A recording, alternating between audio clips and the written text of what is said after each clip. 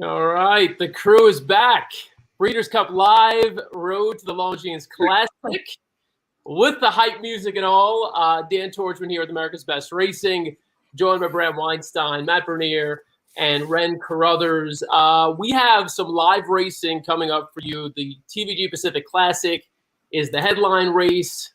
It's a win and you're in for the Longines Classic at the Breeders' Cup. But of course, we also have the Mar Handicap, which is a win and you're in for the Breeders' Cup Turf. And last year on this night, we did one of these shows. Bram, do you remember what happened last year on this night? Yeah, Red King. It was Red King. It was Red King. United. Yep. And we had Billy on, and Billy freaked out. Like, we got to see in real time him freak out when he won. And wasn't that like, that was the Rispoli move, right? Didn't he pull the move in that race? Yeah. Totally. It was all about the timing and the button. Boom, gone. But we also, we hit this pick 5, right? And it was Carmathon, which is tonight is also Carmathon. It's Carmathon Day. I just want to remind people, if you want to support retired racehorses, Carmathon Day, make a contribution, go to karmaforhorses.org. Matt in the house as well. Matt, we haven't seen you in a couple of weeks. How you been? All's well. All's well. Looking forward to diving into these couple races here this evening. I think, we'll find out about the Pacific Classic. If it's a race that really is genuinely one that'll affect the Breeders' Cup Classic, it's probably too early to tell. But I think the handicap is also a really good race as well. Like you said, you got the defending champion along with United and Arklow. So, and you've got some other interesting long shots. I think it's just a couple of good races that we've got to go over. Dan, wait a minute. We won the pick 5 last year. That was this day we won that pick 5? It felt like 30 years ago, but yes, it was last year. Are you guys in one? Because I wasn't invited. So we should have done the pick 6. That carryover was near 1.9 million. Are you guys like alive in something that I wasn't invited to be in? Like, no, if you weren't invited, I wasn't invited either. So don't feel bad, Bram. No. There was no like sleeper pick 5 going on. Like it didn't happen. There's no pick 5 tonight. I separately put in a pick 4, which I am alive in. And I just put in a pick 3. Which I'm alive in because it hasn't started yet. Wait. So wait a minute. So you were testing my memory, and I remembered the race not winning the bet, but all you remember was winning the bet. Yeah, well, the bet was big because it was Carmathon Day, and at Billy's urging, we put the ticket in so that we could take a portion of the winnings if we won, which we did, and we could put it toward. We were being philanthropic. We gave money to charity. It's like the one thing we did last year. So you say so. We got good karma from giving to karma. Dan, why didn't we do that again today? What happened? I don't know why we didn't do it. Because we're just we're just tired and lazy and everything. And so pandemic, rain, hurricanes in the Northeast for some reason. Yeah, I know. Yeah, it's all right. Like we want other people to do the work. And we trust you. You watching right now. I see a lot of people watching right now across the channels here on Breeders' Cup and ABR channels. We want to know who you think will win the TVG Pacific Classic. Drop your picks in the comment. Again, this is a win and you're in for the Longines Classic. Big race. We're going to get into the field a bunch. We're going to show you the Pacific Classic. We're going to show you the Del Mar Handicap. We're going to have a surprise guest come on in a little bit. That's a tease. And then aside from that, we do have another race coming up in a few minutes, which we can't show you. But since we're all talking about getting pick 3s and pick 4s, we're looking to get in a pick 3 right now, like Ren is. You do have the Del Mar Oaks coming up, race 9. Matt, you told us you would deliver a winner in the Del Mar Oaks. So who you got? I did not say that. Don't false advertising. I said I'd talk about it and hopefully get you going in the right direction. I have to be honest. I don't even know that the public has the right horse favored in here. Going global makes plenty of sense, but I don't understand why a horse like Madoni isn't favored in a spot like this, or even if you want to talk about the East Coast invader in here, Fluffy Socks for Chad. I think one of those two should be favored. Sorry, I just started picturing Chad Brown in Fluffy Socks. I'm sorry. Those are the winter socks that you pull out. This time of year, they're probably a little too warm. But I think either of those fillies could be favored in here over the 3. I wanted to take a shot with the 2. Javanica. I think it's crazy that she's almost 20-1. I don't know that she necessarily is a horse that wants to be on the lead. The way that she won last time, I think she did that in spite of the fact that she's not actually a horse that is a forward type. I think she can sit a few lengths off of it. You go through and take a look at some of the names that she's run against. She's only a half length behind Fluffy Socks as a 2-year-old. She ran into Super Sensational up at Woodbine, who we know she's a really nice one-turn filly on the main track. She was only a neck behind Rombauer in the El Camino Real Derby earlier this year. So she's taken on some legitimate company. And in that most recent start, it's been a decent enough race. The runner-up came back, won next out with an 84 buyer, third place finisher next out with an 81. I just think to me, this is a race where the public has gone a little overboard on a couple horses that if you're just objectively looking at it, they don't really have that much of an edge on the rest of the field. I think 19-1's crazy on Javanica. She may not win, but she's a massive overlay. Let's do this, Ren. I want to hear who you're putting into your pick 3. I am going to pull the video up just to show the odds. We can't show you this race, but we'll at least take a look at the odds while they're up. The one closing remarks you can see there is 6-1 currently. Javanica 19-1, as Matt mentioned. Going Global, your favorite right now, 3-2, the 3 horse. The 4, Madone, 6-1. Big Long Shot Feathers, the 5, 45-1. The 6, Ivy League, 35-1. The 7, Ren's favorite name, Fluffy Socks, 1.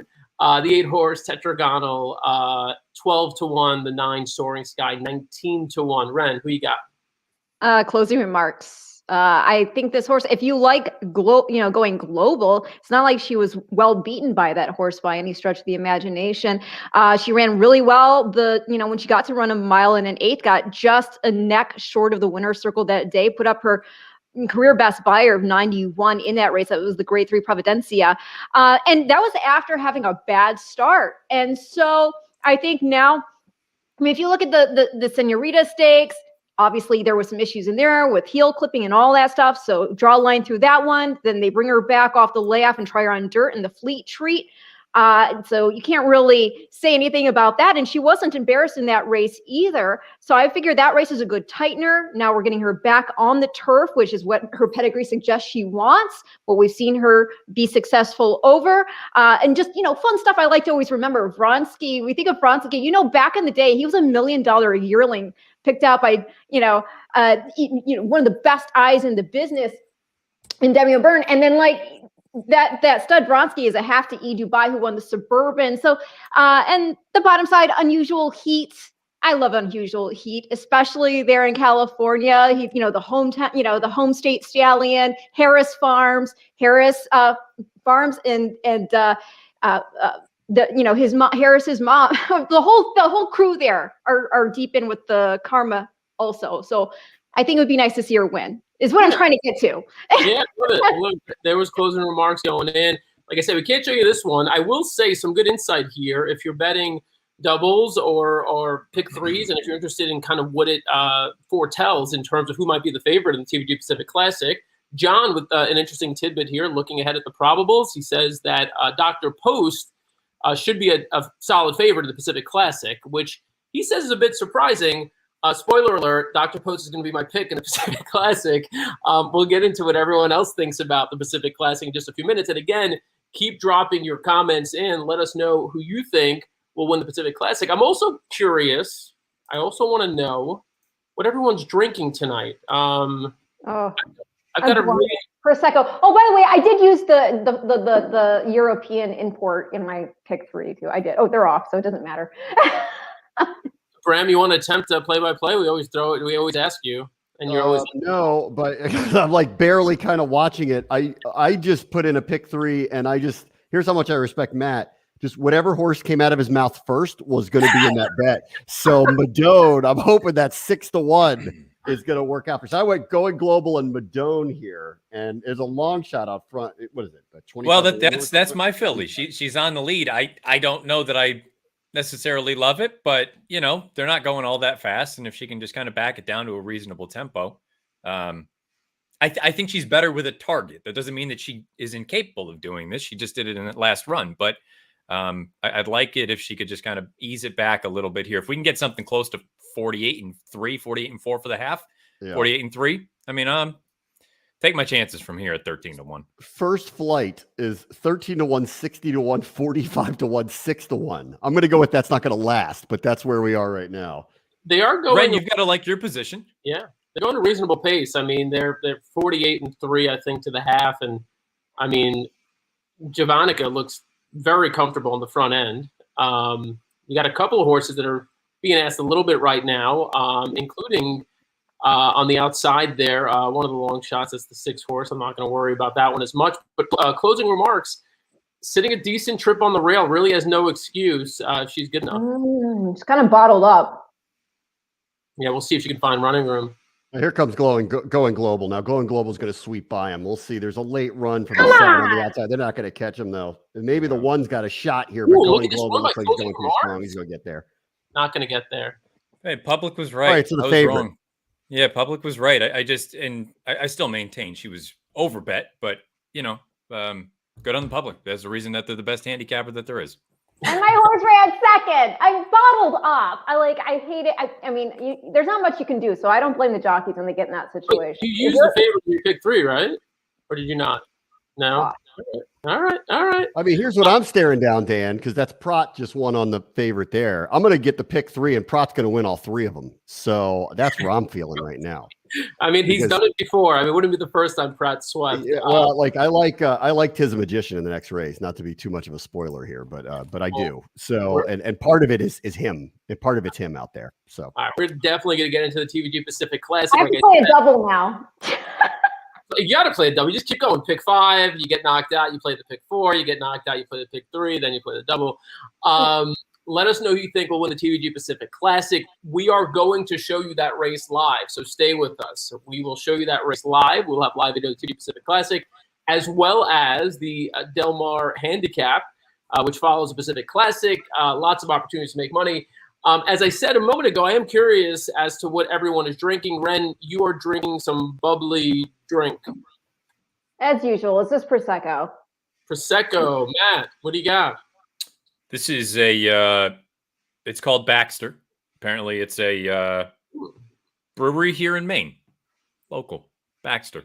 Nice. That's all I got for you. I don't have any more details. Is it a It's an IPA. IPA. Okay. It is an IPA. Yes, I wish I had more details than that for you, but it was at the store. I bought it, and it tastes good. So. It's always good to drink local or relatively local. Yes. Right? If you're drinking within a state or two, it's great. I'm drinking something called Coco Van. How about that? Oh, that's funny. Isn't that cute? Look at that. Hubbard's Cave. I think these guys are from Illinois. I want to say Illinois. Maybe Illinois. I don't see it on the can. Yeah, it's Illinois. 12%. So I'll make it to about 9:30. Holy smokes. And at 9:30, I'll probably check out. Look, the Pacific. Boy, that's a little early to go with your head Going out for there, it. Dan. Holy cow. Why don't you just drink Everclear while you're at it? That's what I'm following this up with. All right, the Pacific Classic. As we mentioned, it's a win and you're in for the Breeders' Cup Classic. Now, you might be asking, do horses who win this race actually win the Breeders' Cup Classic? Well, there's been one. One horse did it. He did it in 2018, and we want to take a look back. And it is all Accelerate clear by double figures with a 16th of a mile to go. They said he would overwhelm this field, and he certainly has. Accelerate for John Sadler, and Joel Rosario gets his 4th. Accelerate in the Classic. It is Accelerate. He's coming down to the 16th hole in front. Thunder Snow on the inside is next. Then Mendelssohn, Ganavera, and Yoshida on the far outside. They're coming to the wire, and Accelerate wins the Breeders' Cup Classic for John Sadler.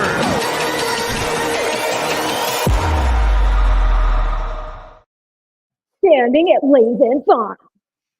What was the Sadler stat that year? He'd never won a Breeders' Cup race. Is that right? Was that his thing? Wasn't that the thing that year? Yes. It was either never or it was like one for like his lifetime. It was a low number. Yeah. 1 for 798. He came through. All right. Well, look, it's a great segue, right? Because he does have a Beverly horse. has a huge shot. All right. Beverly has huge shot. That's my top pick. What's up? Let's talk Tripoli. The one horse in the Pacific Classic, Tripoli, finished second in the San Diego Handicap. Ren, I know you want to talk Tripoli, so let's talk Tripoli. Well, I mean, I'm just saying, he has 2 starts on dirt. He obviously likes it, right? Mm-hmm. And why can't he continue to move forward? You've got pedigree that suggests you can go all day. You're by Kitten's Joy. You're out of a Tappet mare. I think this is a race in which he can, it doesn't matter so much that he's got the rail, because the first turn maybe just finds his position, but I think he's a horse that can sit and wait to pounce. I also think Tis Magician has a huge shot, but the question's going to be with him, especially on the turn back. But the question's going to be Independence Hall with the blinkers going on and now being fresh off the layoff. We got to think that horse is going to go, right? So.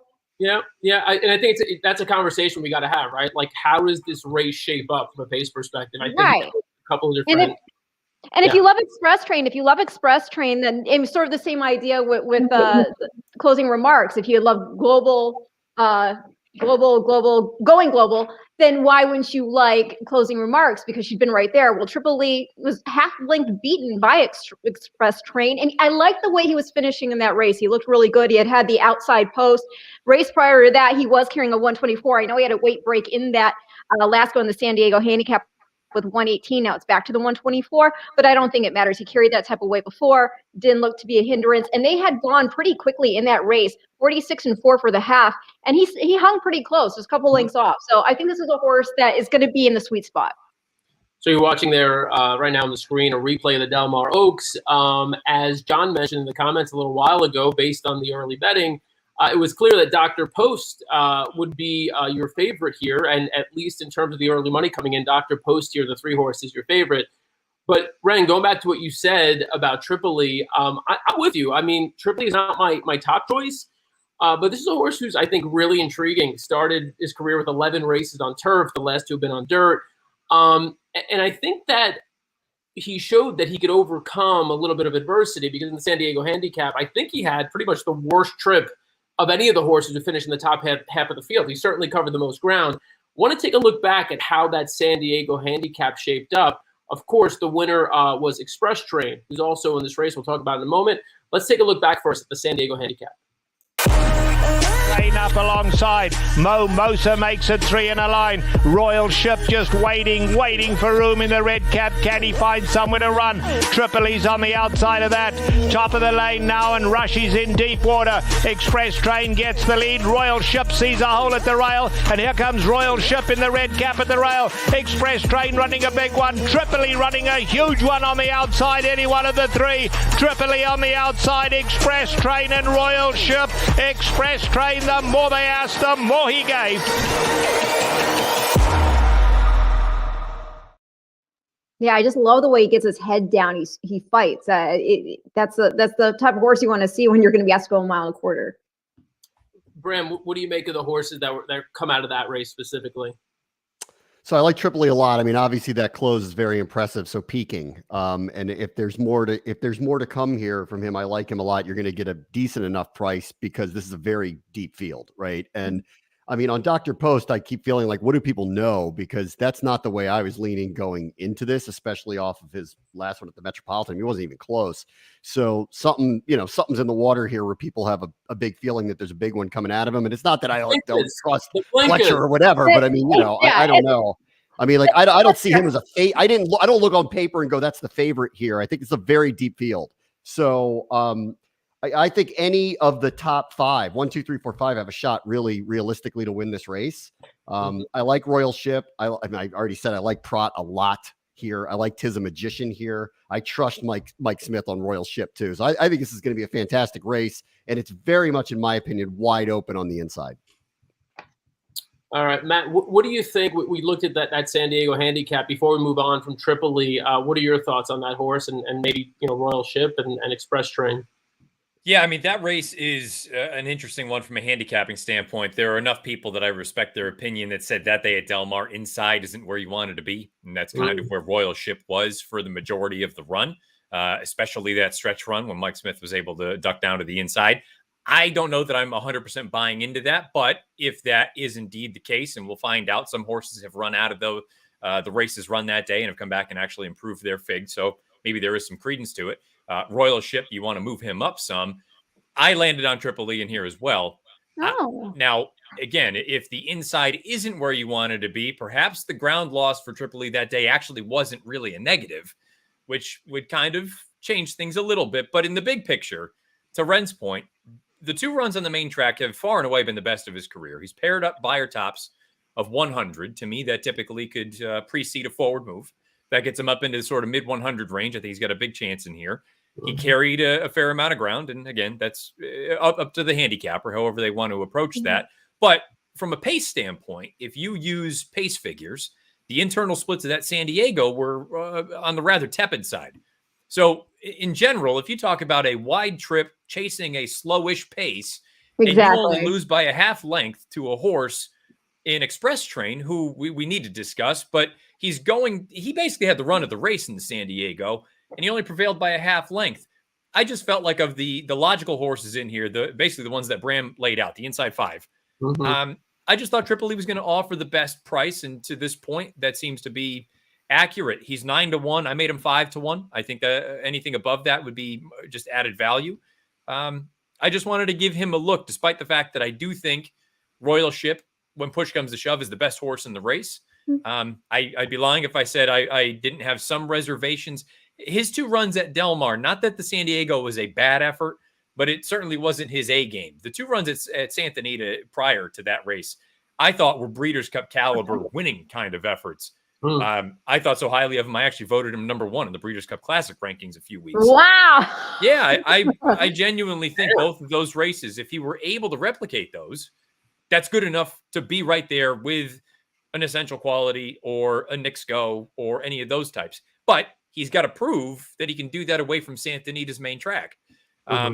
Express Train, I feel like, is kind of the one you got to discuss because he loves Del Mar. He's the opposite of the reservations I may have about Royal Ship. He's 3 for 4 at Del Mar, 4 for 4 in the exact. 1.25 miles is not a problem for him. Tactically, he may get the jump on some of these runners. I don't love him, but then again, if I'm looking at the tote board and he's 4-1 compared to a couple of these other runners, I certainly wouldn't talk anybody off of that. Yep.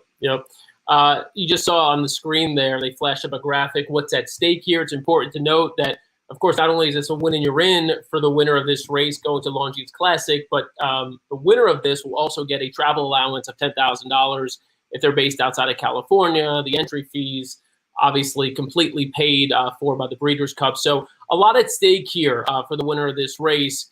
We have talked a little bit about the pace and how the pace might shape up. One horse who's, I think, interesting here, and Bram's expressed some interest in this horse as well, is Tis a Magician. He comes out of a race in which he was close to the lead and kind of pulled off top of the stretch. And he's a horse that has shown speed, but he's shown speed, going longer. I mean, this is a longer race. I mean, it is 1.25 miles. He's certainly a horse who's gonna lay close. Before we talk a little bit more about him, let's take a look back at his last race. Tis a Magician and Cupid's Claws. These are the 2 that come to the top of the stretch to dispute the Cougar the second stakes. Tis a Magician, Cupid's Claws, all hot. These 2 nose and nose. Neither one of them will give an inch. 1/8 of a mile to go. Tis a Magician starts to inch away. Cupid's Claws all hot, but Tis a Magician pulling clear late. And his class came through in the end. Tis a Magician and Flavion Pratt take it by about 3 in the end. Cupid's Claws was second.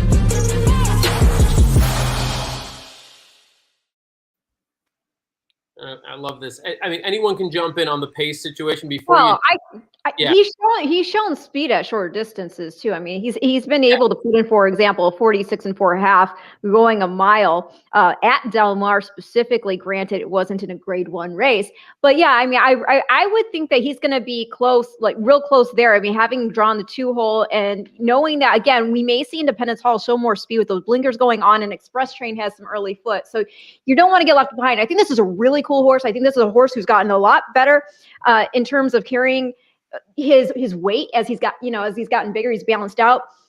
The other thing to, take into consideration too is when he has been in grade 1 competition, San Anita Handicap, that was off a bit of a layoff.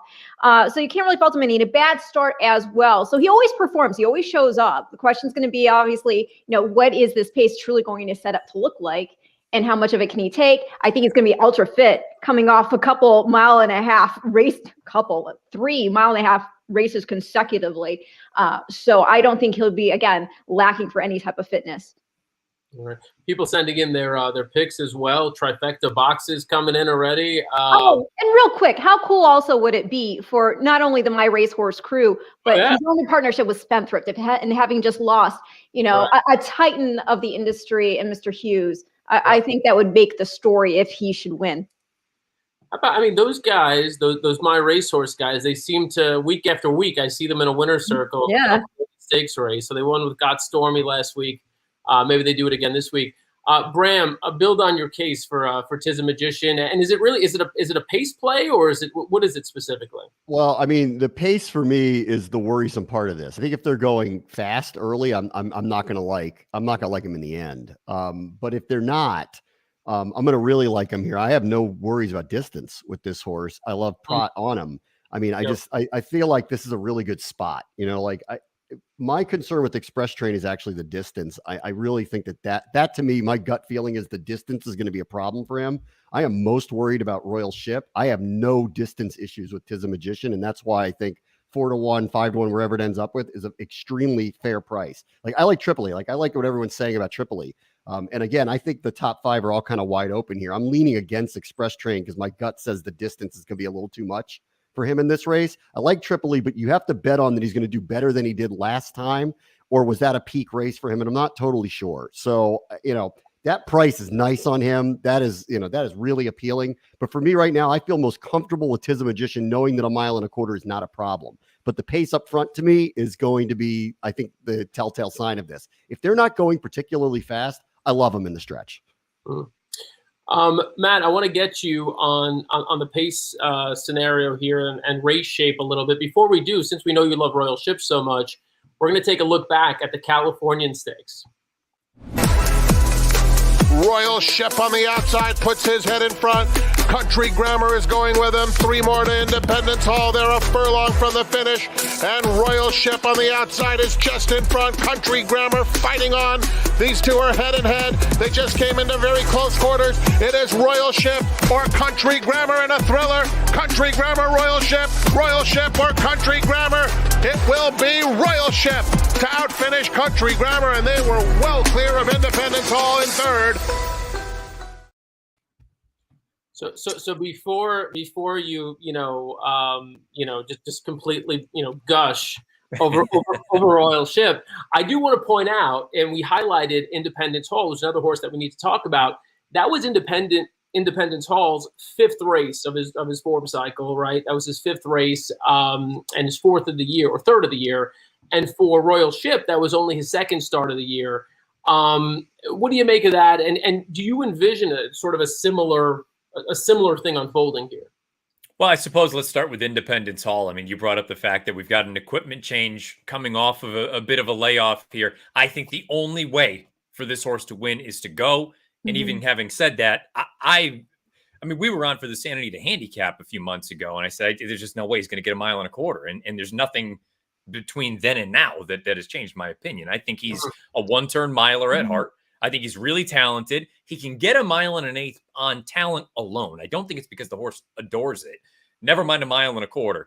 But point being, they got to be aggressive with him out of the gate. The only chance they have of winning, in my opinion, is to be aggressive. As far as Royal Ship is concerned, I like him. I like him quite a bit, but to me, there are elements of a very quirky racehorse. You go back to that Californian from a speed figure standpoint. Again, that race between he and Country Grammar, that stacked up, and it's unfortunate that Country Grammar sidelined for the rest of the year. But that race stacks up favorably with the Knicks Goes of the world and some of the other horses that we've seen as far as this classic division is concerned. The Gold Cup wasn't far off from that. That race was at 1.25 miles. I bring that one up, though, because Royal Ship was actually about a half length in front with about 1/8 of a mile to go, and Country Grammar came back on him. And a lot of people were wondering, well, maybe it was just a matter of Country Grammar digging in and finding something else. I happen to think it was more of Royal Ship getting a little bit goofy when he hit the front. And if you go back and look at that Californian, it looks like he's going to go right on by, and he just kind of grinds away, and he only wins by about a neck. To me, there's something here about this horse that maybe, I don't want to say mentally it's not all there, but he's still doing some kind of funny things. I'll be curious to see what we get here this afternoon. This is kind of a do it or kind of move along race for me. Like you really show me that you're out of the Breeders' Cup list. He's done. That's honestly, Lava Man, by the way. Lava Man is on the screen right now. Oh, Lava Man. Oh, there he is. Your 2006 Pacific Classic champion. I'm sorry to cut you off, but I had to. No. It's Lava Man. This is an important race. Yeah. You need to prove, if you can't beat this field, you're probably not going to be able to beat the East Coast shippers and anybody else that shows up in the Breeders' Cup Classic. So this is kind of an important race, not just for this horse, but for many of the others in this race. I think Royal Ship should have a decent enough sort of position. I think they need to be aggressive with him. I don't want to see him having to come from 3 or 4 off of it, because I don't think that's his best running style. I think he's the kind of horse that you need to just get him into it early, because of the kind of goofiness that I brought up just now. So I'll be curious to see what they end up doing with him. Tis a Magician. I love the horse. I think he's really cool. He's blossomed to me since they stretched him out to the marathon distances, out at 1.5 miles. Not that he can't get 1.25 miles. To Bram's point, he genuinely may be the only horse that's not a question mark at 1.25 miles in here. We know he can get that. He's just getting warmed up at that point. Yep. I do wonder about, is he this caliber? You know, he's run against a number of these common opponents in the past, and he just hasn't been able to cut it. Maybe he's a different horse now. Maybe he's finally put it all together as a 4-year-old. But that would be my only concern, is that maybe we've seen him 1 or 2 or 3 times against common foes, and he can't quite hack it. If this race was at 1.5 miles, he would be slam dunk single, the only one I want. But that's kind of where I stand with him. And I agree with Bram, though. If the pace is on the moderate side and he can be forward, I mean, I think he's got a giant chance. I wonder if they're going to go a little bit quicker early on. He's going to have to come from a little bit farther off of it. And when the real running starts, is that going to kind of put him behind the 8 ball? Yeah, I want to echo what Matt said about Royal Ship. Like, honestly, I think he's the monster of the group here, but he doesn't act like it all the time. And so, you know, if you're going to take a stand on something, I want to feel relatively confident. And that's why I keep leaning back to, well, I know that the one that I'm taking a stand on is going to go this distance. I'm not worried about it. And to kind of Matt's point, like Royal Ship, if he was just more consistent or kind of showcased the talent that is obviously there in stretch after stretch, I think this would be an easy choice. I think he'd be a heavy favorite here. I think you're getting a pretty decent price on him because of the caliber of horse. But to Matt's point, I just don't know what exactly I'm going to get. I know he's going to be there, but is he going to be there? I don't know. So I'm with Matt too. Performer, get out of here. All right. Get out of here. I didn't want that to sound terrible or callous, but I mean, from a classic standpoint, it's that time of year where you need to prove, are you a Breeders' Cup Classic type, or do you need to sort of reset expectations for what your fall campaign is going to look like? Yep, absolutely. And look, this horse, Royal Ship, I'm looking at his past performances right now. He started his racing career in Brazil, and they were racing him at 7 furlongs at 1 mile. He came here, and he was running to start at 1 mile. And you look at his, again, what he's done here stateside, his 2 poorest dirt races have come at Del Mar. As Matt mentioned, here's my notes. I wrote this. He ran a huge race in the California. It was a smaller field. Track Country Grammar. Royal Ship, though, didn't do it with any panache. It was wacky. It was boring. It was like, okay, whatever. I'm winning because I'm going a little faster than this horse next to me. Did not look like he was necessarily thriving at the distance. So I think that I'm with you guys. Look, Royal Ship, I don't know. Look, if Royal Ship wins by 10 lengths tonight, we may just have to cancel the rest of the series. But I think just based on observation, knowing that we're people who watch replays, who are looking at the language of the horse, of what they're putting out there, Royal Ship, this does not seem optimal. And I think that cutting back may not do him, some justice. It may benefit him. I want to talk about pedigree real quick because Ren is our pedigree expert. Yeah. But I like to throw something out there every once in a while for Ren so she knows that I'm at least paying attention. I'm doing my homework. So I did a search for all of the horses in this race, looking at their sires, their stallions, their fathers, right? I'm looking at what they're producing. And so I looked for 3-year-old and up on the dirt, going 1 1/8 to 1 1/4 in graded stakes races. What have they produced? Which sires or stallions have produced the best horses?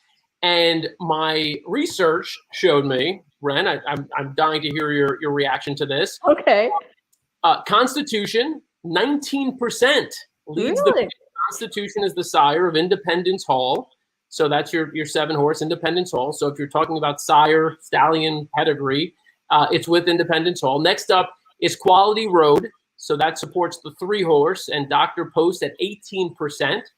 And then the 3rd horse, the horse we haven't even uttered, whose name we haven't even uttered at all, is Curlin, 17%, and he is the sire of Sheriff Brown, the 8-horse here. Ren, what do you think? The only thing I would caution with stats like that is they don't take in consideration, who were the stallions bred to at any given time? Who's the dam sire? What is the mare bringing to the table? Because the female family will have some say in the class and distance limitations. So it's all about, it's all in perspective and it's all relatively speaking. But the Constitution factoid, I mean, it's interesting, but it doesn't move me only because he's a relatively new stallion. What's more important that you bring that up is that you have to remember who's Constitution's sire.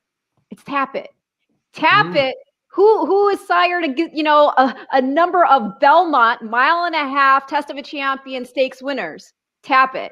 So, who's the damn sire of Tripoli? Tappet. So this is the way you kind of have to look at it, because when I look at pedigree and from that regard, I go, okay, Tripoli, you're by Kitten's Joy. Kitten's Joy won. Well, he came just shy of winning the Breeders' Cup Turf, right?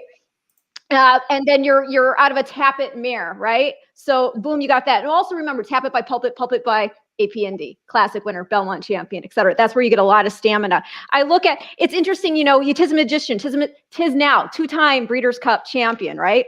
You look at Curlin, obviously, Breeders' Cup champion, Dubai World Cup, 2-time Jockey Club Gold Cup winner. You look at Express Train. I was interested. I thought it was kind of funny. Sorry, Bram, when you're like, the distance. It's possible he doesn't get it just because of mental fortitude. But from a pedigree perspective, you're by Union Rags, who won the Belmont, and you're out of a Mineshaft mare. Mineshaft, AP Indy Mineshaft, a horse of 2003's Horse of the Year. Distance, you would think based on the pedigree right there, shouldn't be a problem. But yeah, with Independence Hall going to his pedigree by Constitution, but that female family is very quick. It includes the likes of Breeders' Cup Sprint Champion Desert Stormer.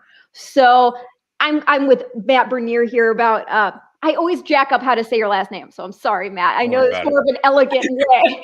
First name is the only one. Don't screw up the first name. Once every 3 shows, I get it right. I can't say. I'm sorry. If you want to call me Renee Hackham, Carothers, it's all good. So yeah, Independence Hall, I think he's got talent, but I agree with you. I think he'd be better at a shorter distance. The only other thing, but before they load in, Dan, I don't want to cut you off. With Dr. Post, we got to at least talk about him. Oh, yeah. Look, I've never liked Dr. Post. I think he's very grindy. I've never been blown away by anything he's done. It has to be acknowledged. This is a very shrewd move from Todd. He did this with Vino Rosso 2 years ago or 3 years ago, whenever it was. He sent him out to the Gold Cup at Santa Anita. They won that race, parlayed that into the Breeders' Cup Classic. That Monmouth Cup, it may not have been the fastest race that he's ever run. To me, it's far and away the best he's ever run. And that also happened to be the first race with blinkers on. Perhaps this is just a horse that Todd's figured out over some time. And I have to be honest, I don't think that this is going to be any issue for him either. It's just a matter of, is he good enough? I want to throw just one more real quick one. Any other given race, that 9 at 25-1 would be in every exotic bet that I have, because I think it's 50-50 to hit the board at this point. But I just think this field is so top heavy, I can't go that way. But any other day, I would love that number on a horse like that. Bram, your top 2 picks, quick, for everyone tuning in just now. I'm going to go Tis a Magician over Royal Ship. It's going to be close. All right, Ren? Tripoli over Tis a Magician. Matt? Tripoli, Royal Ship. All right, I'm Dr. Post and Independence Hall. Claws going up.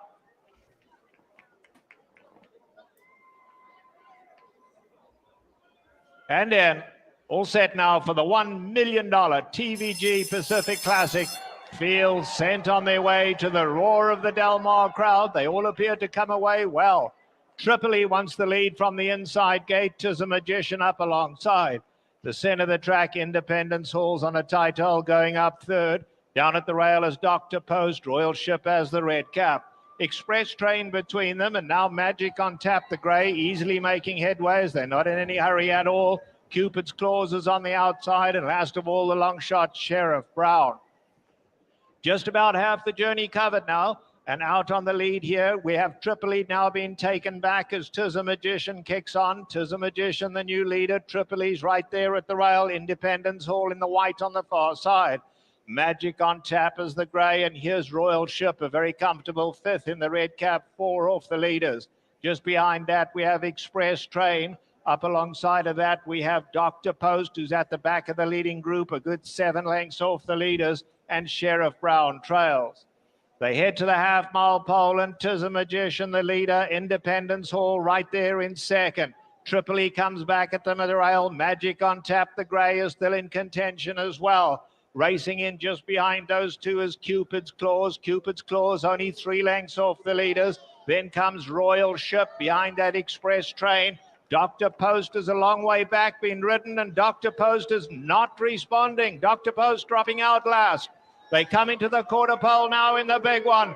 Tis a Magician as the leader. Tripoli hooks off the fence, and Tripoli's going to come to tackle them. Independence Hall. Royal Ship plugging away in the red cap, and then Cupid's Claws. And now show.Post is starting to wind up, but he's given himself a tall order. Homeward bound in the Pacific Classic, and Tripoli strikes the front and kicks on strongly. And it's Tripoli starting to draw clear now. Tis a Magician is again second, but it's Tripoli in front as they run to the wire. And Tripoli and Diego Pereira have won the Pacific Classic. Tis a Magician second. show.Post got going far, far too late, did get up for third. In behind those came Sheriff Brown, and then we drop back to Magic on Tap, Independence Hall. I wanted more of a celebration from you, Ren. I thought it would be cocky. You want me to do it now?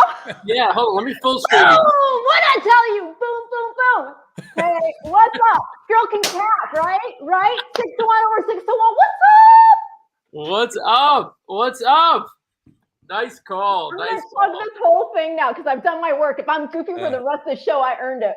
Nah, you did good. You did good. Should I do something? Should I do something too? Yeah, then? you Should do I a do some backflip. celebration? You do a backflip for us. Yeah, I mean, she stole your thunder though. She went first, but you could. Oh wait, I have the please. exacta, Matt. Did you have the exacta?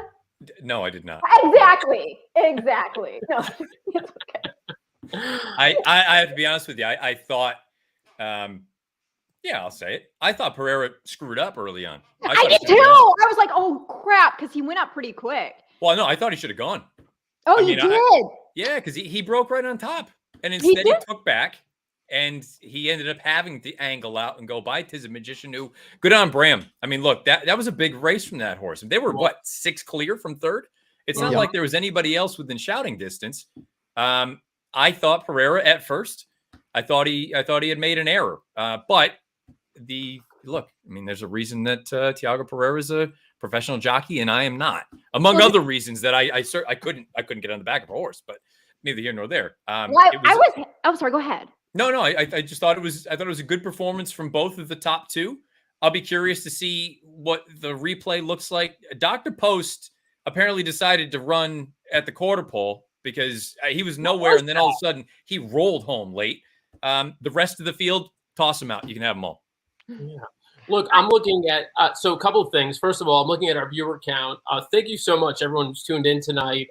We have massive viewership across we do. Awesome. Here, YouTube, Facebook, Twitter. Thank you so much for jumping in and being a part of the show tonight. Just so you know, it's not over, so stay with us. We have more live racing coming up. Ren, Matt, and then hopefully me and Bram could join in on the party here in a few minutes. We'll be giving you winners in the Del Mar Handicap. But the Del Mar Handicap is coming up in a little bit. We'll have more live guests coming on. We have people watching from the UK. Again, thank you to everyone for tuning in. I love the comments coming in. I see my dad in the comments, which means he realized that our pick 4 is dead now. So now it's just going to be a bunch of stopping.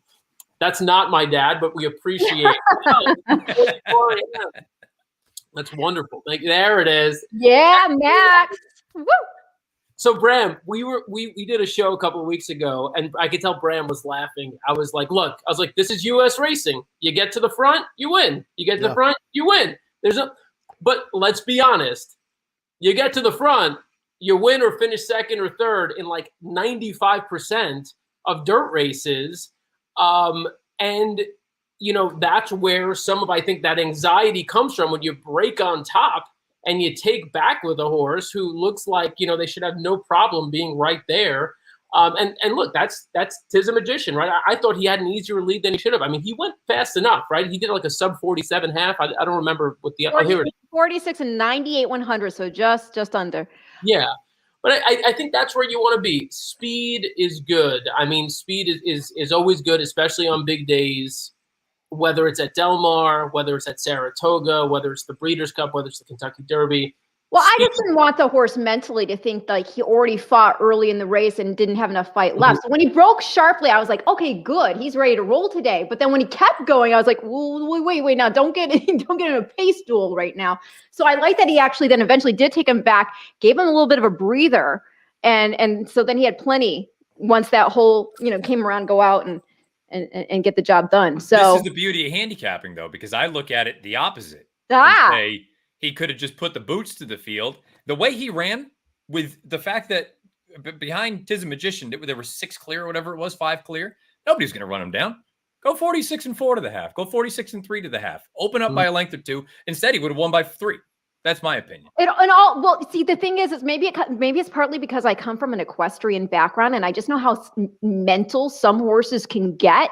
And if they think they've already done a job, they'll stop and be like, I've already done enough mentally. I'm taxed. I'm done. Even if they're not physically there, they'll mentally convince themselves that they can't go any further. So that's where my mind is when I'm looking at it. I don't want to put you on the spot, but you're the pedigree expert here. Okay. Is this the most accomplished Kitten's Joy on dirt ever? Oh, I can't. Kitten's Joy has never had a good dirt. No, I can't. You know what? I'm going to look into that, but I think you may be very well right. Because, obviously, that's why his career's been on turf this whole time. Yes. And not only, but also consider the fact that he was a $450,000 yearling. And usually, when a horse is bred for turf, people aren't like, oh, let's throw nearly $500,000 down, unless they're planning maybe to take the horse overseas or whatever. So they obviously like the way they like this horse as a yearling. And I mean, obviously when your mom's wife's happy, that helps, but still. How do you think they figure? Is it just so this is something I think it would be of interest to anybody watching. I mean, I've been following this sport for years, and I don't know how do you make the decision that this horse should actually run on dirt? Is it something like based in the? I think he just tried it. I think he was like, you know what? He's not. Maybe he was working well on dirt, and maybe he thought, on turf, if he was ever going to flourish on turf with that pedigree, he would have done it by now. So let's try turf. Let's put him in an OC 62. 9 winners of 2 other than, and see what he does. And he won. And I think that was enough to be like, okay, great. It was a 4-horse field, so you don't know too much, but he put up a 100 buyer figure. Mm-hmm. So take your shot, right? Here's the replay now coming up. Bram, any thoughts? I was concerned. Listen, I had no concerns with distance with Tordjman, and my concern going in was, what's the pace going to be up front? Because I didn't expect him to set it. But as it turns out, I think honestly that was obviously the right game plan to do that. Because I think they probably just factored in what I saw the whole time, which was they don't think these other horses can run this distance. So if they get out in front of them, who's going to catch them? Well, the one that was actually peaking right now was the one horse that actually had a shot to catch him. I'd love to know what happened to Express Train, obviously. I'd love to know what happened to Royal Ship, because they were complete non-factors whatsoever, and that's really unusual here. And then, I'd have to relook at TVG because shot out of a cannon, but 28 minutes too late, by the time he's not going to catch anybody. So I like the race that was run by Tordjman here. I like the game plan that they had, and they got beat by a horse that's peaking at the right time and beat them at their own game. So good on both of the connections of both of those horses. I think it's worth talking about TVG a little bit. So keep an eye on TVG here. He's second to last on your screen, right? So he's that horse who's got a little bit of distance between him and the 8 horse in the back of the field. And at some point here, it looks like the 8, Sheriff Brown's going by him even. It looks like he's about to he's about to pull up. Like there's no response. And then, like, once everyone has passed him and he looks helplessly beaten, he moves by one horse here. And then he's like, you know what? Oh, I'm in a race. I'm going to keep running. And he actually clears almost the entire field with the exception of 2 horses. I've seen this move before. I've actually seen it with Pletcher horses before as well. And I don't know what this move is. I don't know how this move happens. like what is that? Is that just pedigree kicking in? Is that just everyone else tiring and that horse moving a little faster? What is that move? I didn't see the beginning of the race, so I don't know if he had an excuse for being that far back. I don't know if there was something just like bothering him from a mental standpoint or what. I would be more prone to think other horses are just tiring. And yes. This is a theory. I mean, I thought he was in the clear mostly, but said didn't like the kickback till he swung wide. That's a theory, at least. I mean, that could, there could be something to that. I don't know. I think there's also too.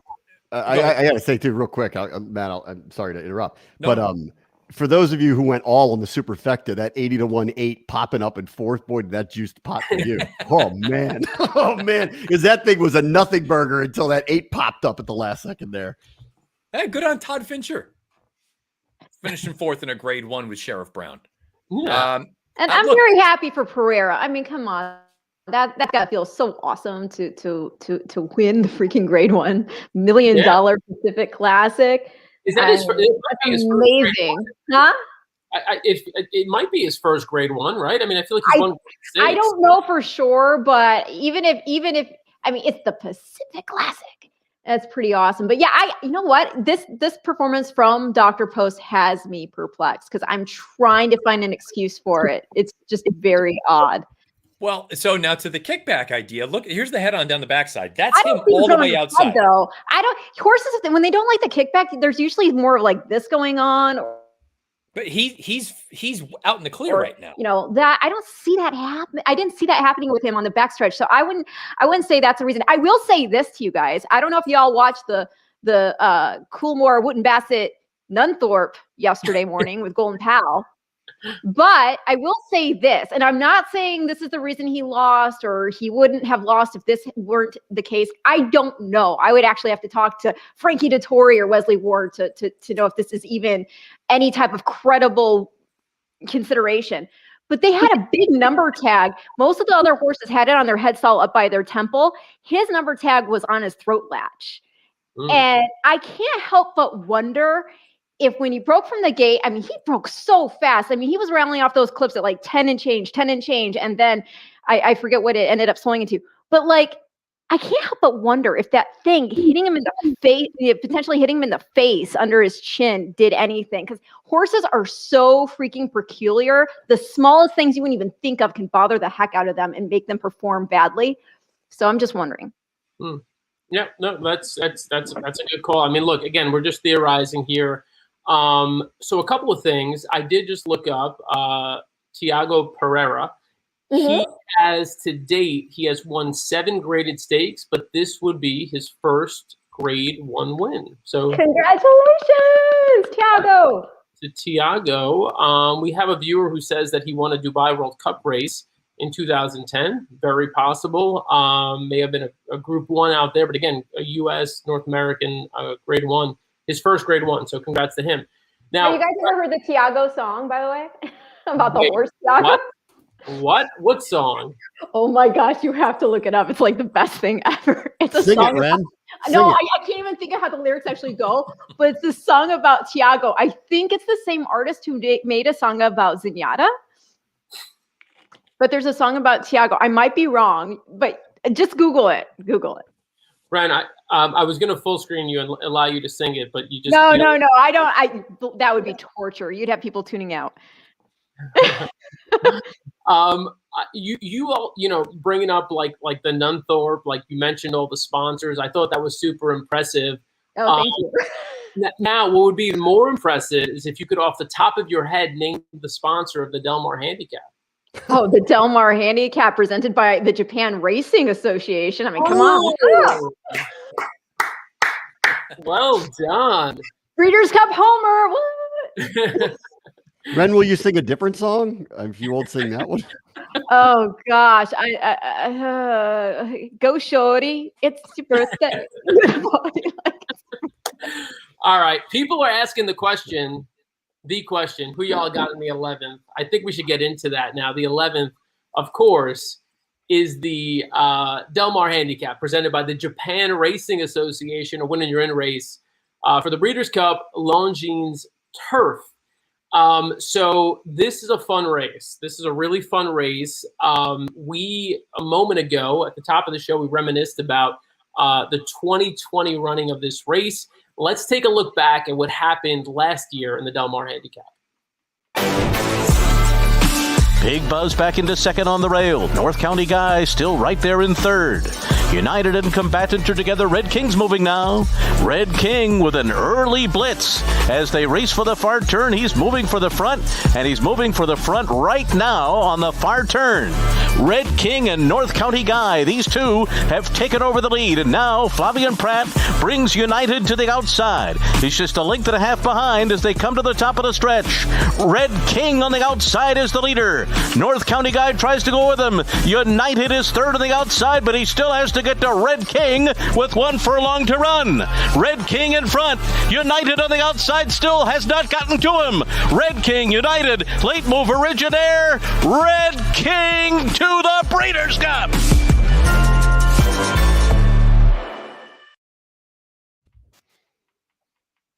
That was a fun night. That was a fun race. That was the move, right? Like everybody remembers the move by Rispoli. We had Billy Koch on with us that night from Little Red Feather Racing. He was supposed to be our surprise guest. He may or may not join us because he's in the paddock right now. So I've told him if he can join us, to join us, but if he can't, he's saying he's in the paddock. So I'm getting text from him right now. I'm in the paddock. He may just tell me screw off, like not tonight. But anyway, I would forgive him for flaking if that's the case. Yeah, no. He says he's going to join us. He said, "Give me a minute. He's going to join us." Bram, I remember you being sort of distinctly like moved by that ride. I remember you being completely just kind of like, I have never seen anything like that. I have to do the show every year now because between that and Ren singing "Go Shorty, It's Your Birthday," this has turned out to be my favorite race day ever. What up? So who knows? That was amazing. And I remember afterwards, I guess Rispoli admitted that he had done that once in like Hong Kong years ago, and he had been waiting to pull this thing off at another time. And timing's everything in this sport. And that felt like it was really early, but that's when he had to take his shot, and he took it and he got there just in the nick of time. So that was an amazing, amazing ride. And if you think Rispoli's going to pull off a double here, he's got an interesting shot at an interesting price in this one coming up too. Isn't it weird that Rispoli is off Red King and Red King has not won a race since that?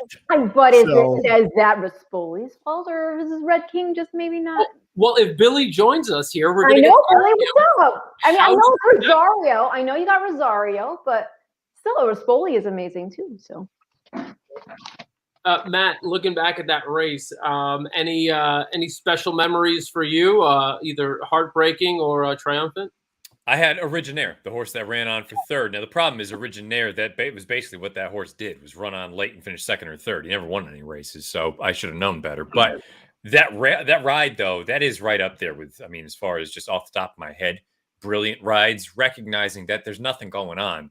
If you think you have a horse, honestly, it's kind of what we just talked about with Bram's horse in the P Classic with Tiz Magician. You know you can get the distance. If you find yourself out there, why not? Go on with it. If you don't think anybody else can get it or can run you down, why not go on with it? And that's exactly what they did, and it almost paid off. The thing with Red King this year, I mean, I think if we're being honest, I mean, it just doesn't seem like he's in the same form that he was when he won this race last year. I mean, that's not a knock. It's just kind of calling a spade right now. It's good that you're getting it out of the way before Billy joins us too. I'd be curious to hear, because there's nothing, I don't want to say there's nothing obvious that would lead to the form sort of reversal, other than maybe he's 7 years old. But I if he runs his best race, he's got a chance in here at a very nice price at 11-1. I haven't seen a race really this year outside of maybe that starter allowance. But again, it's a starter allowance as opposed to Del Mar Handicap. I'd be curious to see or hear what I'm not going to hold the dirt race against him. Draw a line through that. No, right. Yeah. Prior to that, I'd be curious to know, maybe he's lost a step. I don't know. Yeah. He won. I have a story, but I'm going to wait if we get Billy on. Yeah. Yes. If it's any story that could lead to potential chaos, we should wait for. Oh, yeah. Wait. Is he here? Wait. I see something happening. Uh-oh. I see something on the screen. Oh, it's Billy Gunn. He's here anyway. Hi. Billy. What's up, guys? What's happening? going on, brother? Well, I'm in the paddock, and it's a little difficult to hear you guys, so I don't know how much shit you've talked already. So much. We're so 11 much. We're 11-1, and that's like a gift. So I don't know how many people are actually watching this. I haven't tuned into the Twitter sphere. A lot of people are watching. Dan, can you hear me? I hear you. Okay. Did we win this race last year or no? Dude, we just spent the last 12 minutes showing highlights about it and talking about it. No. So here's the deal. Wait, I'm going to show you Kaleem Shaw. He's all dressed up. Kaleem. Good luck, guys. No, we're on live. Hey, hi, everybody out there. Look at that jacket. That's awesome. Could I get away with that jacket? No. Wait, Billy. Yeah. Before we talk about the horse, I've got on the bottom of the screen right now. It's Karmathon. I know you want to talk Karmathon. KarmaForHorses.org. Yeah. Come on, bro. It's been unbelievable. We've raised over 120,000. TVG gave 25,000 earlier in the day. I had no idea they were doing it. And go to KarmaForHorses.org. It's all for aftercare, guys. That's what we care about is the horses. The horses first. Yes. You're the best, Billy. Billy, I got a great guy here. I'm gonna get down. Wait. I'm gonna get this guy. Look at this guy. Lafitte Pinkai Jr. Lafitte! Greatest jockey of all time. Thank you. Where is that? We only see your mouth. We don't see him. Oh, there he is. There he is. Oh, he's looking sharp. Well, I heard he loves you. Right, Wait, Billy, I heard just left Lafitte. He picked the wrong goddamn horse. Yeah, I heard he's a big United guy. Yeah, I don't know where that comes from. We beat him last year. It's like people weren't paying attention. So, Billy, the question what do I have is, to do? Like put it on a billboard or something? Billy, the question is, we talked about this last year. You had Rispoli with the ride of a lifetime. I heard Jamie Roth saying, that was one of the greatest rides she ever seen, and that was the main reason United lost. Why is Rispoli not riding your horse? Yeah, we've had a little bit of bad luck with him recently, and we have a guy, I don't know if you've heard of him, his name is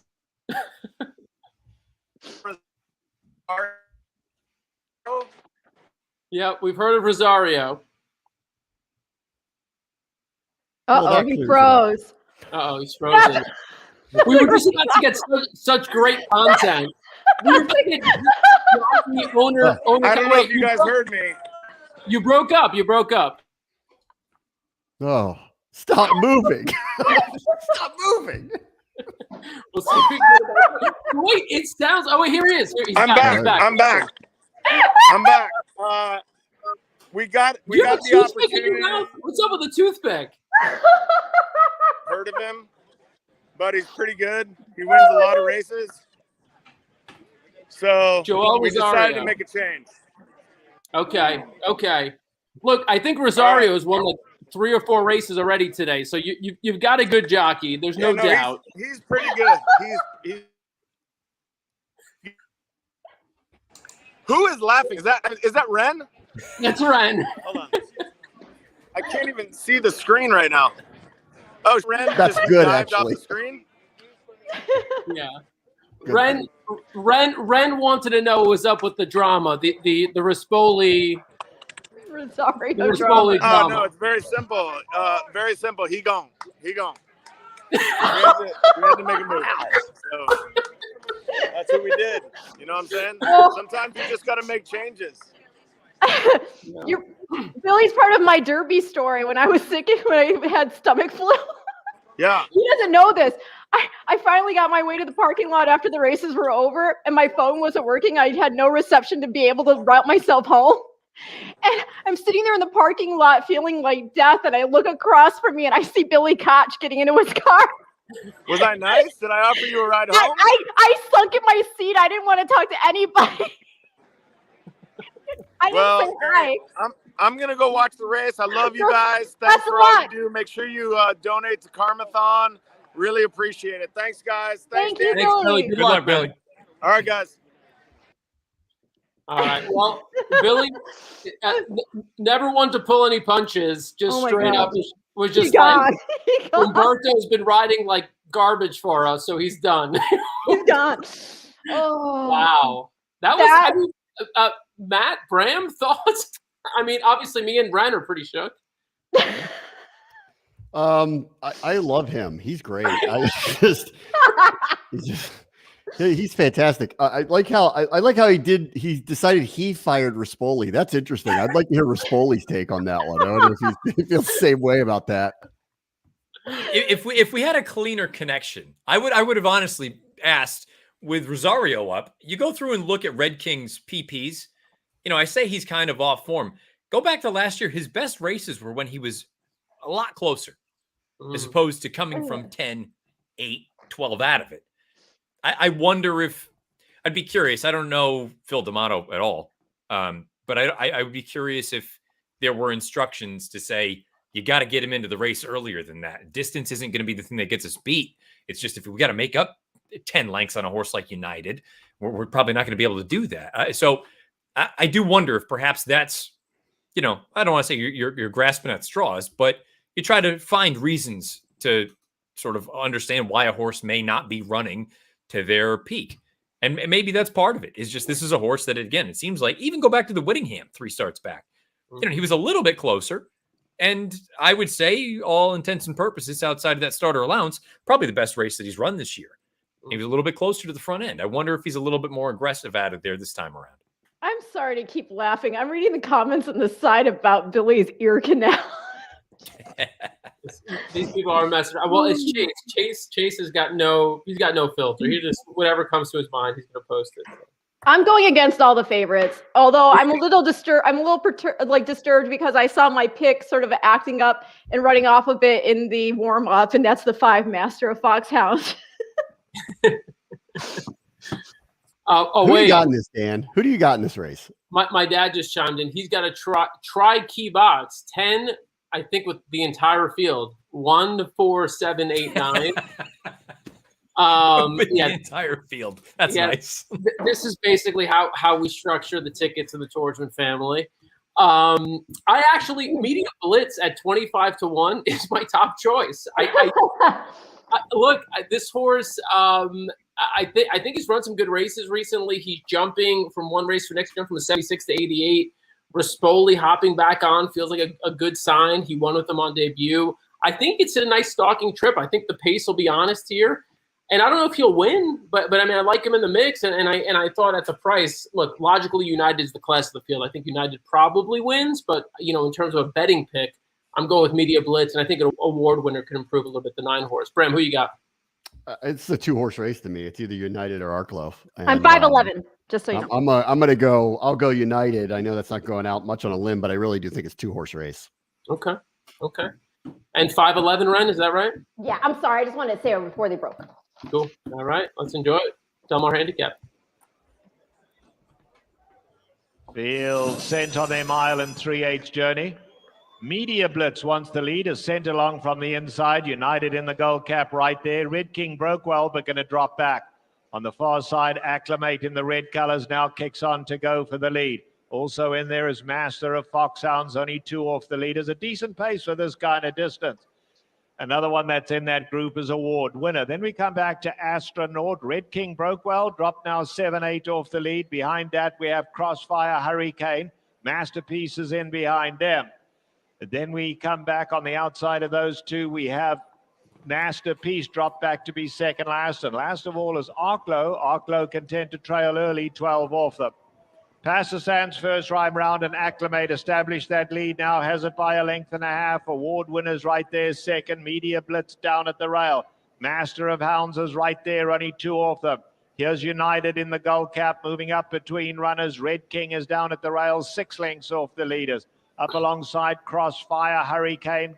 On the far side is Astronaut. Then we drop back to Masterpiece the Grey. Masterpiece is 7 off the leaders, and Arklow is quite happy to trail early. They head towards the half-mile pole, and Acclimate just settled into the stride now, leads at a length. Award winners right there in second. Master of Foxhounds on the far side. Media Blitzers down at the rail. United in the gold cap, now 4 off the leader. Red King having to be ridden, but is making ground at the rail. In behind that comes Astronaut, Crossfire, Hurricane. Then we drop back to Say the Word, third last. Only 6 off the leader, though.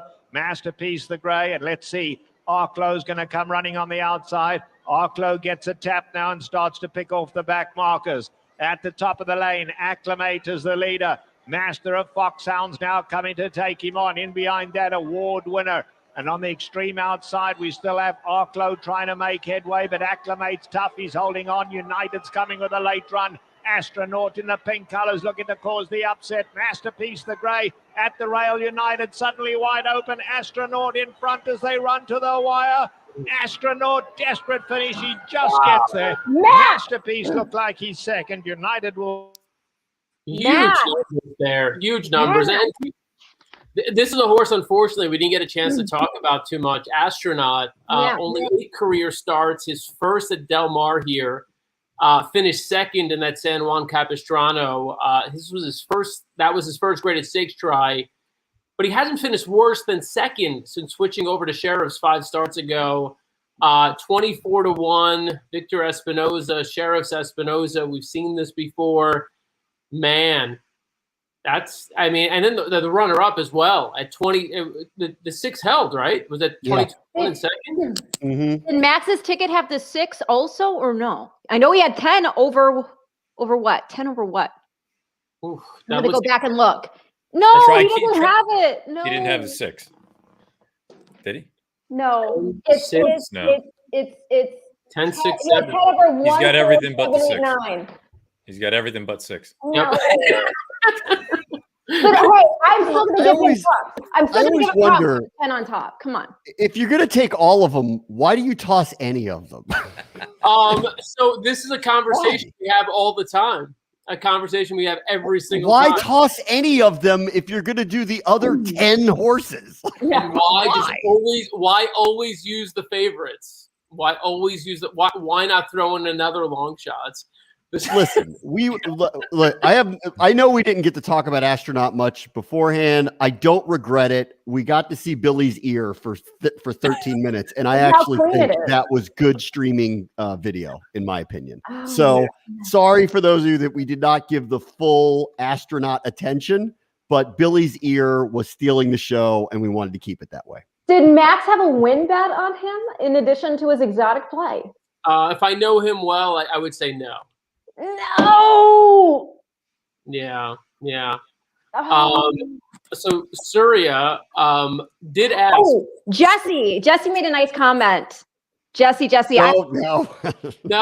Let's not use that one. It's okay. Jesse, thank you for your insight. That's wonderful that you chimed in with that. The viewers know nothing of what you say, Dan. So let's Jesse, just move go to on bed. Astronaut. Jesse, go to bed. Go to bed. So this is look, this trifecta, I believe, is 10, 6, 7. So that's 24-1, 22-1, 10-1. I mean, geez, what does this pay? Huge. 3,500 for $1? Yeah, you figure the exacta of 10 over 6 is going to be for a deuce over 900. Yeah, I mean, it's going to be a massive try.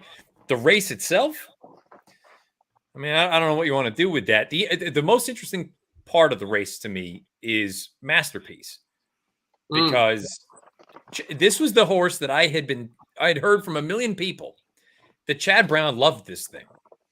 and thought that he was going to be the next superstar in the barn. And I kept watching his races and I go, where is it? I don't see it. Yeah. And he goes out there from Michael McCarthy and he runs the way that he did here. It makes me think one of two things. Again, it's really difficult to move a horse up from Chad, not to discredit Michael McCarthy at all, but long distance turf horse moving up from Chad, kind of hard to do. And Astronaut, to your point, Dan, I mean, this is a horse that from a figure standpoint is really difficult to have, period. Yeah. It makes me think, and go back and watch a couple of the rides. I think there were some questionable moves. I don't know how good this race is. Just flat out. I don't know that this is going to be one that we look back at in November and say, oh, that was the key race. Well, they have noticed with United. Oh, sorry, go ahead. Yeah, I was going to say, Ren, just to a point we talked about earlier, not only maybe Red King not taking a step forward this year, maybe not being the same horse, maybe United not being the same exact horse. I know, I wouldn't knock United, only because the thing with United, it seems like he'll put up a big performance and then he regresses a little bit. And then he'll put up a big performance and then maybe he'll regress a bit. He can put together, back-to-back big performances on occasion, but it seems like he's a horse that it's a big one and then a little bit back. And then also, his last 4 races, he's won 2 of them, and he's had 2 massive clunkers in them. So that makes 3 of 5 now. He's a handicapper's dream and nightmare all at the same time. He's either going to blow out the field, or he's going to no-show you, and you get a result like this. So, but you're guessing. Now, if you can stick around for the replay, you'll see why. Yeah.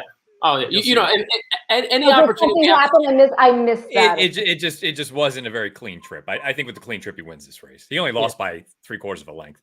Yeah. No, any opportunity to keep Bram on later than we told him. We're definitely... No, then we know what. Just go back and find your whatever your streaming service is. You can watch it back. No. We're gonna say, Bram, you can stay on for 10 more minutes, right? Oh.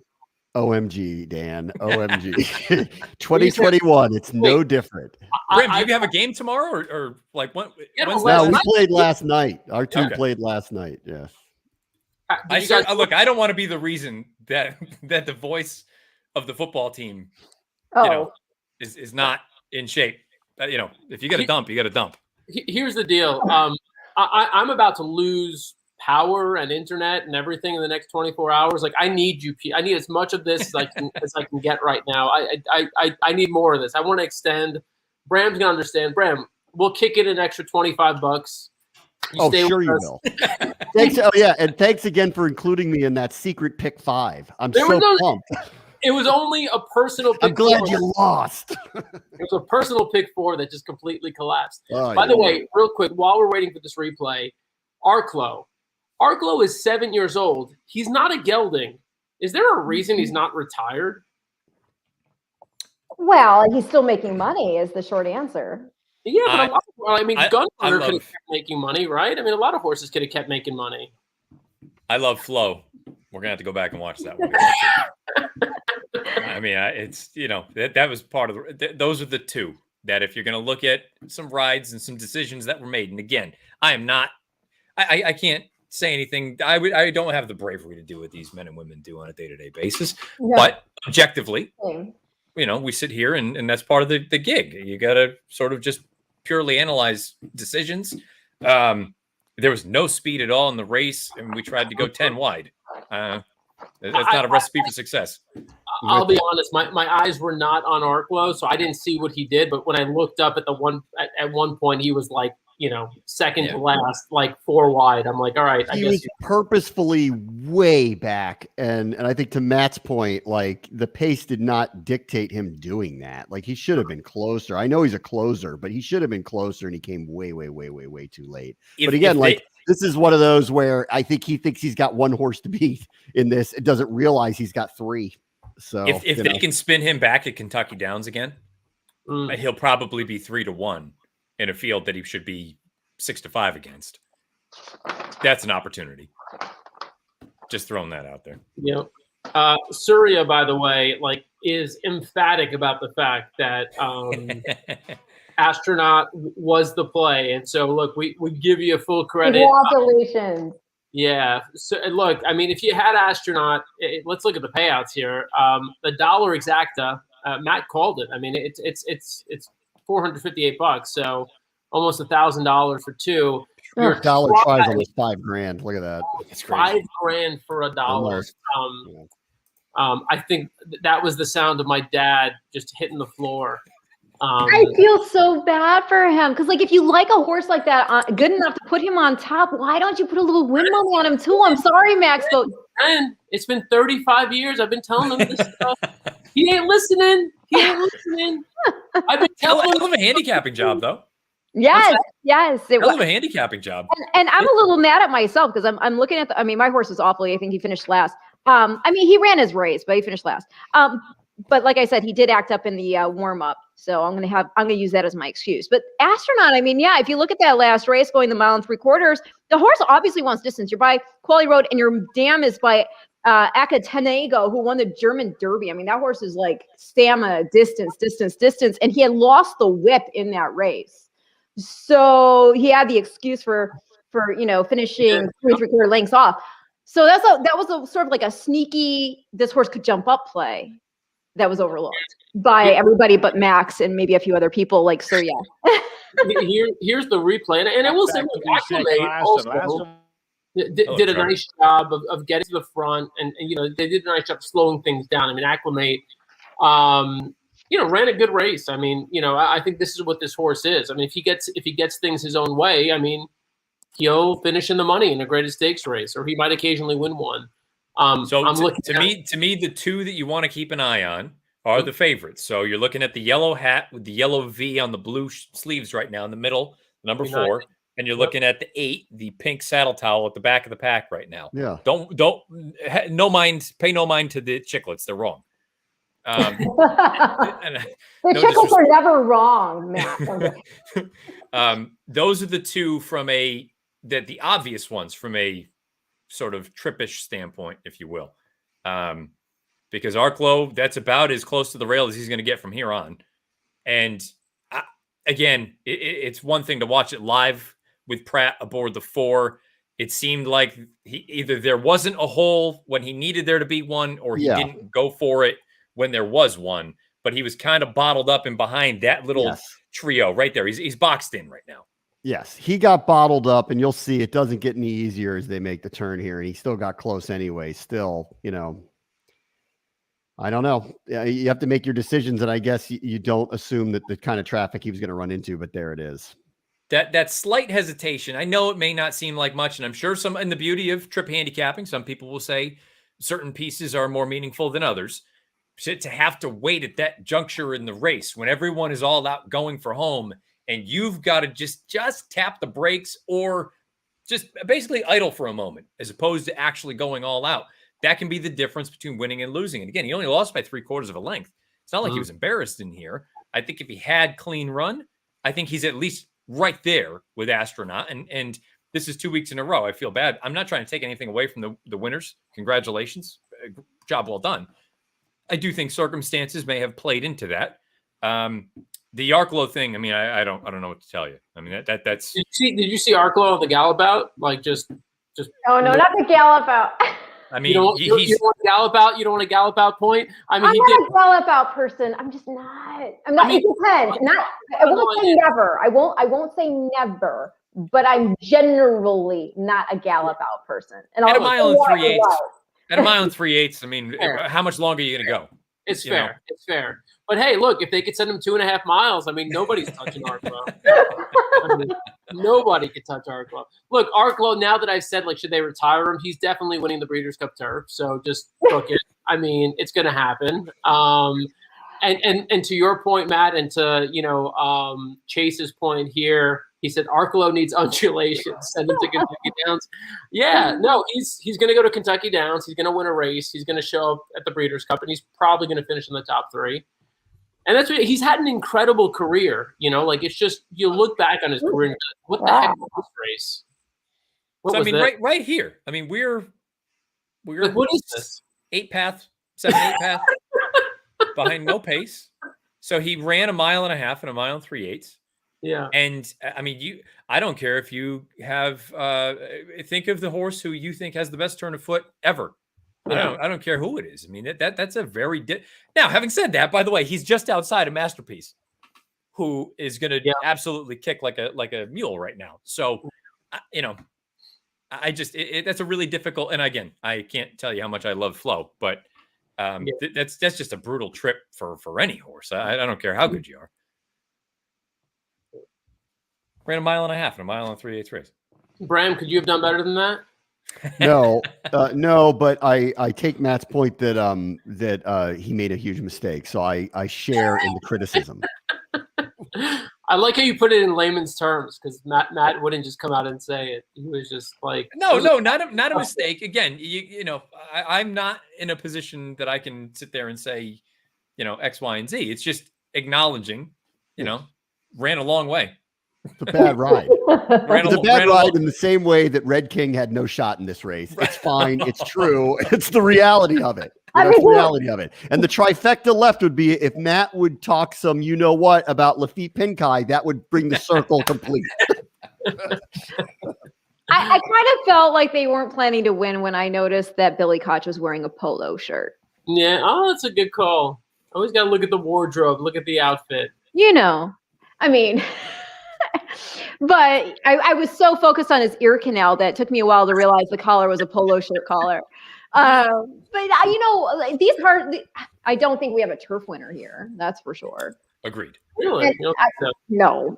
And I would also say that yes, Mishriff could come over here if they want and win potentially win the turf. But I would really love to see him try the Classic. Why not? In a year like this, when he's already proven to be so versatile. And then on top of it, it's kind of fun. I know it was synthetic at the time, but his dam sire is Raven's Pass. Mm. So come on, try it. 1.25 miles is probably going to be better, right? Mm. I agree with everything you just said right there. Thank you. This is a good betting, just betting basics. If you like a horse at over 20 to 1, bet, Surya. That's. Man, love to be honest, Surya. He shows every comment from Surya. He loves Surya. Did you see that Surya is connecting with us at like 3:30 in the morning? Did you see Surya is also all about. I believe that's for peace, right? That's peace. Yeah. So it's all good vibes from Surya. Yes. So here's the deal. It's 10:27 p.m. here on the East Coast. We are just wrapping up the card at Del Mar. This has been Breeders' Cup Live, Road to the Longines Classic, another awesome show. Matt and I have the distinct pleasure next weekend of being live at Saratoga. I'm so jealous. Oh my gosh, you guys.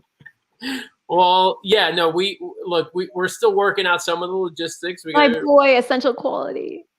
Essential Quality will be there. It's Big Travers Day at Saratoga, but there are also 3 win-and-you're-in races for the Breeders' Cup, so we'll be at Saratoga next week, streaming live from there. In the meantime, if you follow on ABR channels, you can see Ren tomorrow covering the Queen's Plate, the biggest day of the year. Here. I'm scared to put my ear up. Bram wins tonight. He wins tonight with that move.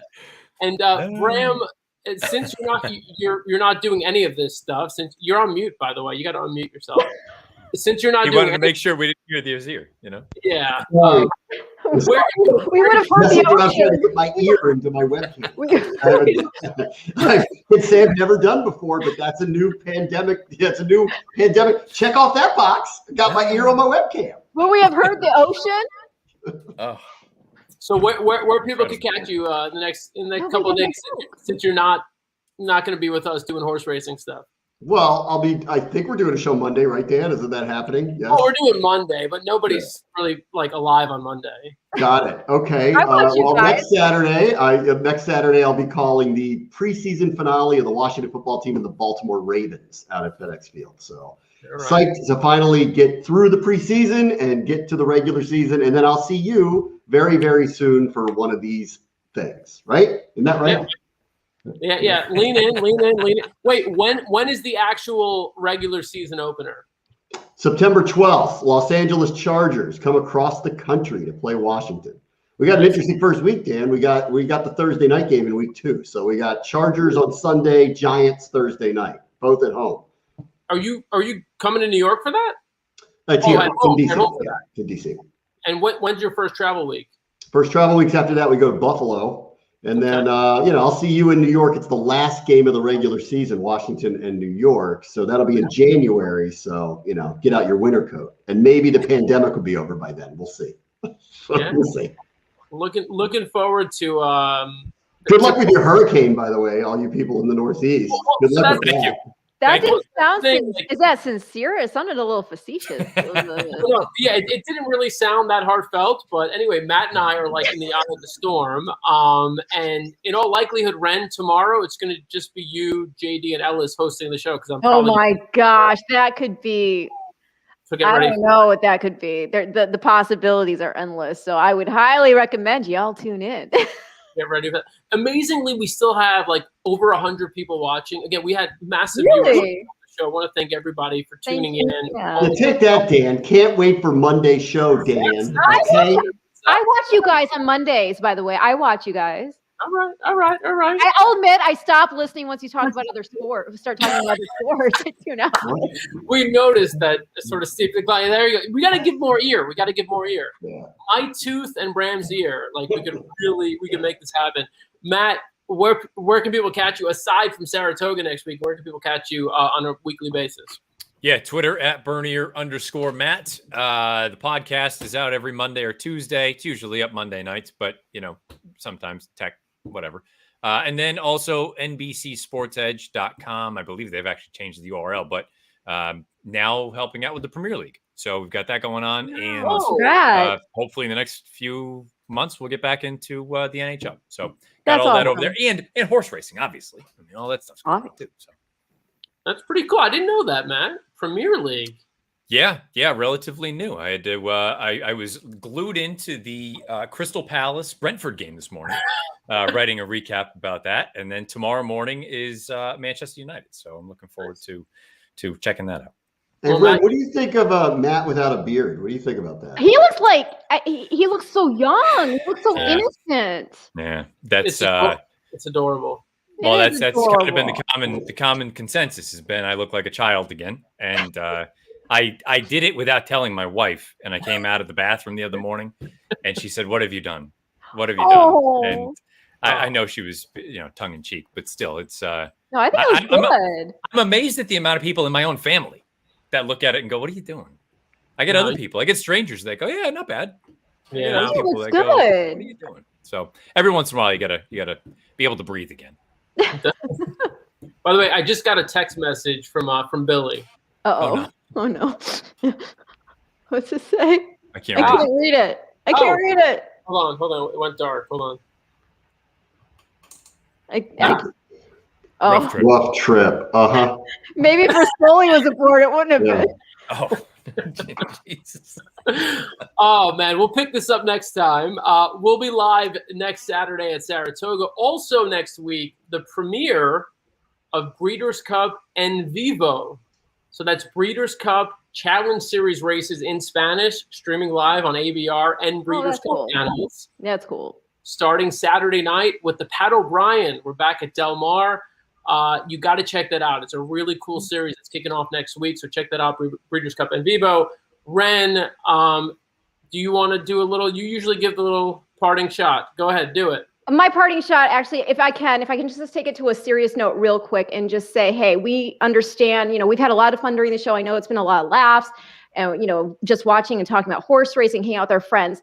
I want you to know that while we're doing this, it doesn't mean that we also aren't considerate of what is happening in the world right now. We know there's a very a devastating situation going on. Hearts and prayer, our love and prayers go out to everybody affected, and we are with you. And while we're doing all this stuff, we do not take for granted that we're able to be here and having fun with with our friends and doing what we love to do. So please do not think that we're not keeping you in our hearts and minds at this, as we're doing this. All right, Ren, you're the best. Appreciate you bringing it back to center for us. That'll do it for us. Breeders' Cup Live. I think we should take a look back, Greg, if you're about to hit the last video. Let's take a look back at 2018. We've been talking about the Breeders' Cup Turf so much. Let's look back at the Breeders' Cup 2018 Turf. Let's end with that video. That's a fun one. See you next time. They're off in the Breeders' Cup Turf.